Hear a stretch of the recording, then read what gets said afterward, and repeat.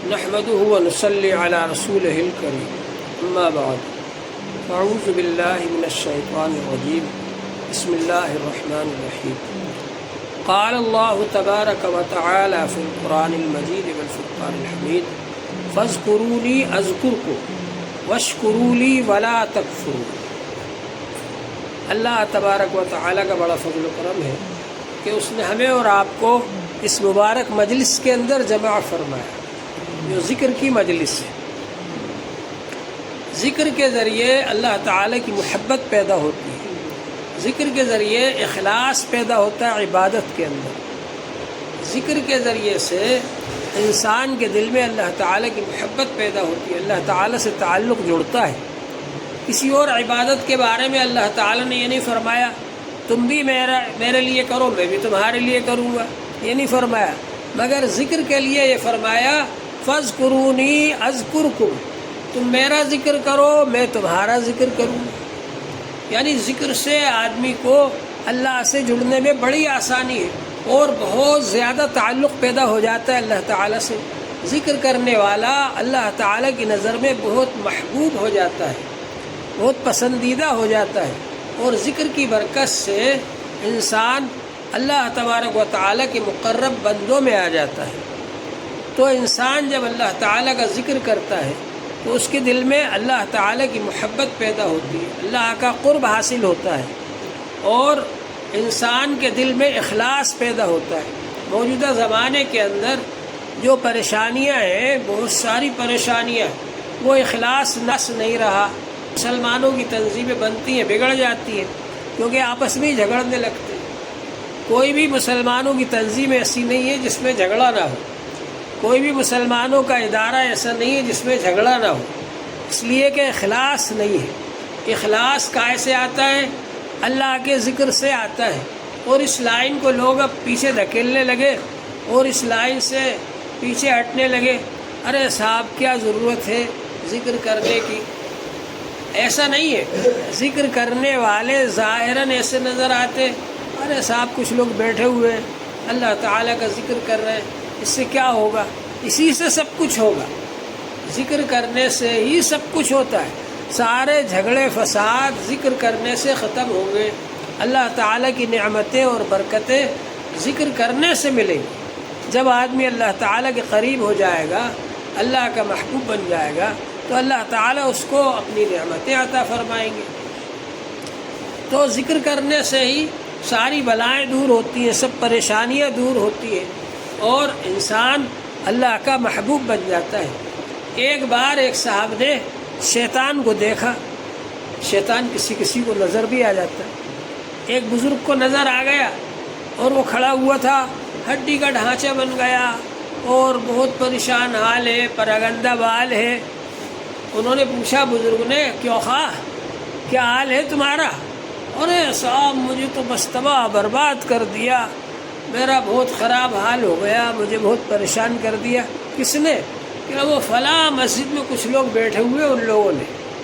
ارے یہ بزرگ گئے وہاں پر اس مسجد میں، جا کر دیکھا کہ وہاں کچھ لوگ بیٹھے ہوئے اللہ کا ذکر کر رہے ہیں۔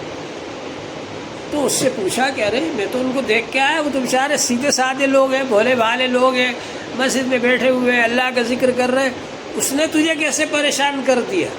جب دوبارہ ملاقات ہوئی شیطان سے تو کہا اس نے ان لوگوں نے کیسے پریشان کر دیا تجھے؟ ان لوگوں نے تیرا ہڈی کا ڈھانچہ کیسے بنا دیا؟ تو اس نے کہا میں بڑی محنت مشقت کر کے، بڑی چال بازیوں سے، بڑی مکاریوں سے لوگوں سے گناہ کرواتا ہوں، وہ لوگ توبہ کروا دیتے، ان کے پاس جو جاتے کہتے توبہ کرو، استغفار پڑھو، تو وہ سارا میرا کیا کرایا بیکار چلا جاتا، توبہ کروا دیتے، استغفار پڑھوا دیتے، اور پھر اس آدمی کو وہ لوگ ذکر میں لگا دیتے، اور جب آدمی ذکر کرنے لگتا ہے تو پھر میری بات سنتا ہی نہیں ہے، وہ میرے ہاتھ سے نکل جاتا ہے، اس لیے کہ اس کے دل میں اخلاص آ جاتا ہے۔ اور جتنی چیزیں ایسی ہیں جن کے ذریعے میں جھگڑے کرواتا ہوں وہ سب اس میں سے دھیرے دھیرے ختم ہو جاتی ہے۔ لالچ کی وجہ سے میں چوری کرواتا ہوں، لالچ کی وجہ سے میں رشوت دلواتا ہوں، لالچ کی وجہ سے میں ایک دوسرے سے جھگڑے کرواتا ہوں، وہ لالچ بھی اس میں سے ختم ہو جاتی ہے۔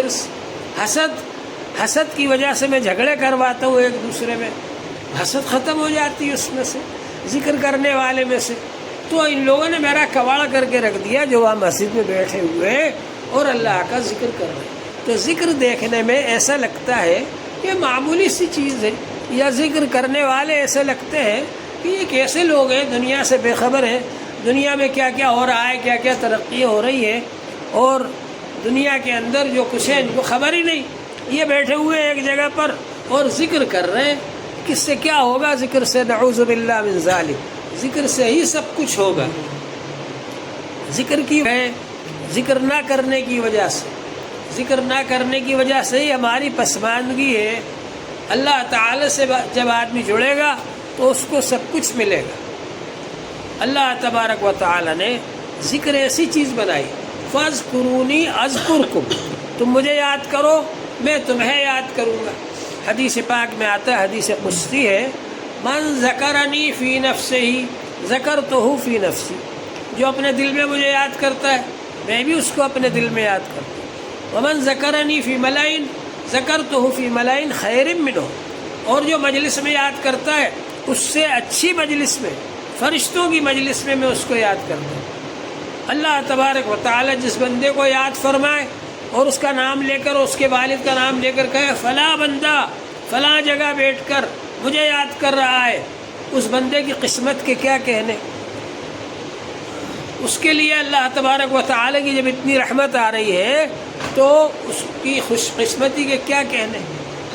تو اس لیے ہم کو ذکر کرنا چاہیے، اور ذکر سے ہی آدمی آگے بڑھتا ہے۔ ذکر کرتے کرتے دھیرے دھیرے ترقی کرتے کرتے آدمی آگے بڑھتا ہے۔ ذکر کرنے سے انسان کے اندر سے گناہ دھلتے ہیں۔ لا الہ الا اللہ محمد الرسول اللہ، ایسی چیزیں زندگی بھر کا کافر اور مشرک جس نے 90 سال تک کفر و شرک کیا ہے، ایک بار سچے دل سے کلمہ پڑھ لے لا الہ الا اللہ محمد الرسول اللہ، زندگی بھر کا کفر و شرک دھل جاتا ہے اور وہ آدمی مسلمان ہو جاتا ہے۔ الاسلام یہدم ما کان قبلہ، اسلام سے پہلے کے جو گناہ ہے وہ اسلام لانے سے ختم ہو جاتے ہیں، گناہ ختم ہو گئے ایک بار کلمہ پڑھنے سے۔ تو جو روزانہ پڑھے گا، جو روزانہ پڑھے گا اس کے گناہ کہاں رہیں گے، اور جو روزانہ کئی بار پڑھے گا۔ تو لا الہ الا اللہ محمد الرسول اللہ، یہ ہم کو پڑھتے رہنا ہے۔ یہ کلمہ طیبہ ہے، یہ پہلا کلمہ ہے، اور اب اس کے بعد میں یہ تو ہے جڑ، لا الہ الا اللہ محمد الرسول اللہ، یہ جڑ ہے۔ اور اس کی مثال کیا دی اللہ تعالیٰ نے، مثل کلمۃ طیبۃ کشجرۃ طیبۃ اصلها ثابت وفرعها فی السماء، کلمہ طیبہ کی مثال ایسی ہے جیسے ایک بہت بڑا درخت ہے، تناور درخت ہے، لیکن اس کی جڑیں زمین میں جمی ہوئی ہیں اور اس کی شاخیں پھیلی ہوئی ہیں آسمانوں تک۔ اسی طرح جب آدمی کلمہ پڑھتا ہے تو ایمان اس کے دل میں جمتا ہے، اور اس کی شاخیں جو نکلتی ہیں، اس کے اخلاق اچھے ہو جاتے ہیں، اس کے اعمال اچھے ہو جاتے ہیں، اس کی معاشرت اچھی ہو جاتی ہے، اس کے معاملات اچھے ہو جاتے ہیں، لوگوں کے ساتھ اس کا برتاؤ اچھا ہو جاتا ہے، لوگوں کے ساتھ اس کے رہن سہن اچھے ہو جاتے ہیں۔ اور پھر اس کے بعد میں جو اس کی شاخیں نکلتی ہیں اور پھر جو پھل نکلتے ہیں، پھل سب لوگ کھاتے اور کہتے ہیں تو بڑا اچھا پھل ہے، بہت میٹھا پھل ہے، یہ بہت اچھا لگ رہا ہے۔ اور وہ پھل جو کھا رہے ہیں وہ یہ نہیں دیکھ رہے کہ اس میں پانی کس نے دیا، اس کی رکھوالی کس نے کی، اس کی حفاظت کس نے کی۔ درخت کو پہلے زمین میں بیج بویا جاتا ہے، پھر وہ بیج کوپل بن کر نکلتا ہے، پھر پودا بنتا ہے، پھر درخت بنتا ہے، اور اس کے بعد پھر شاخیں بنتی ہیں، اس میں پھر اس میں پھل آتے، پھول آتے ہیں، پھر پھل آتے ہیں۔ اتنا لمبا وقت تک انتظار کرنا پڑتا ہے پھل کھانے والوں کو۔ اسی طرح سے انسان جب اللہ کا ذکر شروع کرے گا تو اس کے دل میں جو کفر و شرک بھرا ہوا ہے، جو غیر اللہ کی محبت بھری ہوئی ہے، جو اس کے دل کے اندر ریاکاری بھری ہوئی ہے، جو اس کے دل کے اندر لوگوں کے اندر دکھاوا بھرا ہوا ہے، وہ سب نکلے گا۔ لا الہ الا اللہ پڑھنے سے ہی نکلے گا وہ سب، اور پھر اس کے دل کے اندر اللہ کا نور آئے گا۔ پہلے تو صفائی ہوتی ہے، اس کے بعد پھر اس کے اندر اللہ تعالیٰ کا نور آتا ہے۔ دل کی صفائی ہوگی کلمہ پڑھنے سے، لا الہ الا اللہ محمد الرسول اللہ۔ حضور پاک صلی اللہ علیہ وآلہ وسلم نے ارشاد فرمایا، ان لکل شیء ثقالۃ وثقالۃ القلوب ذکر اللہ۔ ہر چیز کو صاف کرنے کا ایک ذریعہ ہوتا ہے، اور دل کو صاف کرنے کا ذریعہ اللہ کا ذکر ہے۔ اللہ کا ذکر کریں گے تو دل ہمارا صاف ہو جائے گا، پاک ہو جائے گا، اور پھر اس کے اندر اللہ کا نور آئے گا۔ ویسے اللہ کا نور کیسے آ جائے جبکہ دل کے اندر گندگی بھری ہوئی ہے، پاک نہیں ہے، صاف نہیں ہے، غیر اللہ کی محبت بھری ہوئی ہے، بہت سارے بت رکھے ہوئے، اس میں مال کو بت بنا رکھا ہے، اور حسن کو بت بنا رکھا ہے، اور بہت سارے بت دل کے اندر بھرے ہوئے ہیں۔ ان کو نکالنا پڑے گا، تب وہ اللہ کا گھر بنے گا۔ اور یہ تو اللہ کی محبت کے لیے، یہ دل تو اللہ تعالیٰ کی محبت کے لیے اللہ کا گھر ہے، اس میں غیر اللہ کو گھسا رکھا ہے، تو اللہ کی محبت کیسے آئے گی اس میں؟ ان سب کو نکالنا پڑے گا، اور وہ سب چیزیں نکلیں گی کائے سے؟ اللہ کے ذکر سے۔ اللہ کا ذکر جتنا ہو سکے ہم کرتے رہیں، ہو سکے تو چلتے پھرتے اٹھتے بیٹھتے اللہ کا ذکر کرتے رہیں۔ اذکر اللہ کثیرا، بہت زیادہ اللہ کا ذکر کرو۔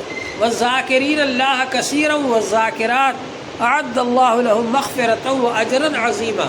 بہت زیادہ ذکر کرنے والے مرد اور بہت زیادہ ذکر کرنے والی عورتیں، اللہ تعالیٰ نے ان کے لیے تیار کر رکھا ہے مغفرت کو، اور بڑا اجر و ثواب ان کے لیے تیار کر رکھا ہے۔ تو انسان جب ذکر کرتا ہے تو اللہ تعالیٰ دنیا میں بھی اس کو نوازتے ہیں، اور آخرت میں تو بڑے درجات ہیں ان لوگوں کے لیے جو اللہ کا ذکر کرنے والے ہیں۔ تو یہ ذکر جو ہے یہ بہت قیمتی چیز ہے، بہت اعلیٰ درجے کی چیز ہے۔ ذکر کے ذریعے سے ہی اخلاص آتا ہے، اخلاص کے بغیر کوئی عبادت قبول نہیں۔ حدیث شریف میں آتا ہے کہ اگر کسی آدمی نے غیر اللہ کے لیے نماز پڑھی، ریاکاری کے ساتھ نماز پڑھی، دکھاوے کے لیے نماز پڑھی، کوئی عبادت کی دکھاوے کے لیے، تو اللہ تعالیٰ قیامت کے دن اس کا کوئی اجر و ثواب نہیں دیں گے، اور یہ فرمائیں گے جن کو دکھاوے کے لیے تم نے نماز پڑھی تھی ان سے ہی اجر و ثواب لے لو۔ فرمایا حضور صلی اللہ علیہ وآلہ وسلم نے، من صلی یرائی فقد اشرک، جس نے دکھاوے کے لیے نماز پڑھی اس نے شرک کیا۔ ومن تصدق یرائی فقد اشرک، جس نے دکھاوے کے لیے صدقہ دیا اس نے شرک کیا۔ ومن صام یرائی فقد اشرک، جس نے دکھاوے کے لیے روزہ رکھا اس نے شرک کیا۔ اب نماز پڑھتا ہوا تو آدمی دکھتا ہے ماشاء اللہ بہت لمبی نماز پڑھ رہے ہیں، ہمیں بہت دیر سے پڑھ رہے ہیں، بہت ساری رکعتیں پڑھ لی، دکھتا ہے آدمی نماز پڑھتا ہوا تو، اور صدقہ دیتے ہوئے بھی دکھتا ہے، زور سے چلا کے کہتا ہے ارے صاحب ادھر آؤ، یہ پیسے لے جاؤ مجھ سے، چلا کے کہتا ہے، اور پھر جب تک 2-4-10 آدمیوں سے کہہ نہ دے، ارے صاحب آج فلاں مدرسے والے آئے تھے میں نے ان کو چندہ دے دیا، ارے دے دیا تو کہنے کی کیا ضرورت ہے، 2-4 دن تک کہتا پھرتا ہے اس کو۔ تو یہ صدقہ جو ہے ریاکاری کا ہو گیا۔ لیکن روزہ ایسی چیز ہے کہ دکھتا نہیں ہے روزہ، کس کا روزہ ہے کس کا نہیں ہمیں پتہ نہیں، کیونکہ سب ایک جیسے بیٹھے ہوئے، لیکن بعض لوگ روزے میں بھی ریاکاری کرتے، ارے صاحب آج میرا روزہ ہے، ارے تو کہنے کی کیا ضرورت ہے، آج میرا روزہ ہے۔ تو ریاکاری جو ہے وہ عبادت کو ختم کر دیتی۔ اسی طرح سے صدقہ و خیرات کرنے کے بعد میں آدمی احسان جتائے، وَلَا تُبْتِلُوا صَدَقَاتِكُمْ بِالْمَنِّ وَالْأَذَىٰ، تکلیف دے کر احسان جتا کر اپنے صدقات کو باطل بیکار مت کرو۔ جی آدمی صدقہ دے دیتا ہے اور پھر کہتا ہے ہٹا کٹا جوان پٹھا آ گیا مانگنے، چل آگے بڑھ، کتنی بری بات ہے، ارے بھائی تم کو دینا ہے دے دو، نہیں دینا معاف کرو۔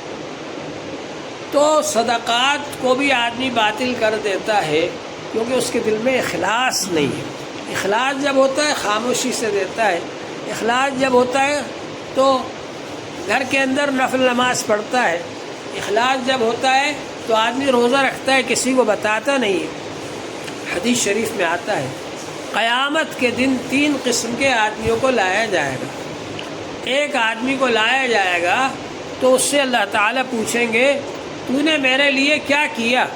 تو وہ کہے گا کہ اللہ تعالیٰ میرے پاس بہت مال تھا آپ کا دیا ہوا، میں نے بہت صدقہ و خیرات کیا، زکوٰۃ دی، صدقے دیے، مدرسے والوں کو دیا، مسجد والوں کو دیا، غریبوں کو دیا، نیک کام میں لگایا۔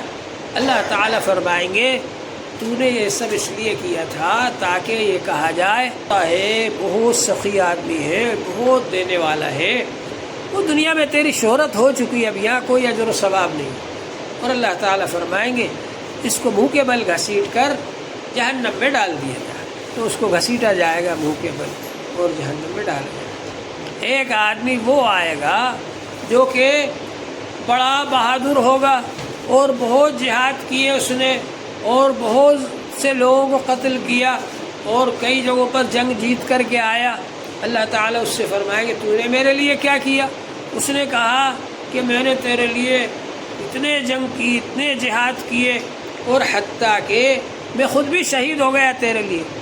تو اللہ تعالیٰ فرمائیں گے قاتلت لیقال انک جریء، تو نے اس لیے جنگ کی تھی تاکہ تجھ کو بہادر کہا جائے۔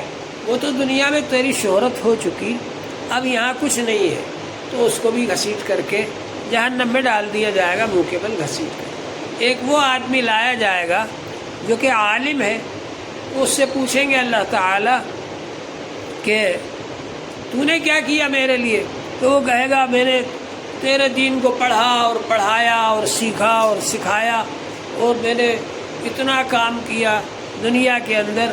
تو اللہ تعالیٰ فرمائیں گے تو نے یہ سب اس لیے کیا لیقال انک عالم، یہ کہا جائے کہ تو بڑا عالم ہے، بہت بڑا عالم ہے۔ وہ تو دنیا میں تیری شہرت ہو چکی، یہاں کچھ نہیں ہے۔ لہٰذا اس کو بھی منہ کے بل گھسیٹ کر جہنم میں ڈال دیا جائے گا۔ اللہ تعالیٰ ہماری سب کی حفاظت فرمائے۔ حضرت ابو ہریرہ رضی اللہ عنہ جب اس حدیث کو بیان فرماتے تھے تو بیان کرتے کرتے بے ہوش ہو جاتے تھے، گر جاتے تھے۔ یہاں اصل چیز ہے قبولیت۔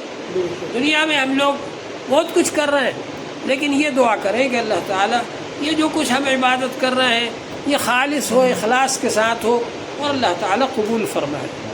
عمل صالح کے لیے 2 شرطیں، ایک شرط ہے اخلاص کے ساتھ ہو، خالص اللہ کے لیے ہو، اور ایک شرط یہ ہے کہ سنت کے مطابق، سنت کے مطابق جو کام ہوگا وہ اللہ کے یہاں قبول ہوگا، سنت کے خلاف جو کام ہوگا وہ اللہ کے یہاں قبول نہیں ہوگا۔